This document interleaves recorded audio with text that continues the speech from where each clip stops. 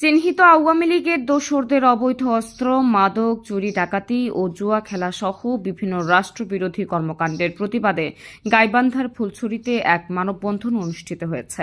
আজ রবিবার দুপুরে বালাসী যুবদল, স্বেচ্ছাসেবক দল ও ছাত্রদলের যৌথ আয়োজনে বালাসী ঘাটে মানববন্ধন অনুষ্ঠিত হয়। ফুলছড়ি উপজেলা যুবদলের আহ্বায়ক নজরুল ইসলাম নান্টুর সভাপতিত্বে মানববন্ধনে প্রধান অতিথি হিসেবে উপস্থিত ছিলেন ফুলছড়ি উপজেলা বিএনপির সভাপতি সাদিকুল ইসলাম নান্নু।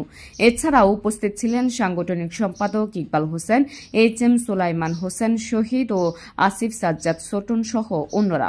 এ সময় বক্তারা বলেন, অবিলম্বে এসব অপকর্মের সঙ্গে জড়িতদের চিহ্নিত করে আইনের আওতায় এনে শাস্তি দিতে হবে, অন্যথায় কঠোর কর্মসূচির হুঁশিয়ারি দেন তারা। মানববন্ধনে বিপুল সংখ্যক নেতাকর্মী ও সাধারণ মানুষ অংশগ্রহণ করেন।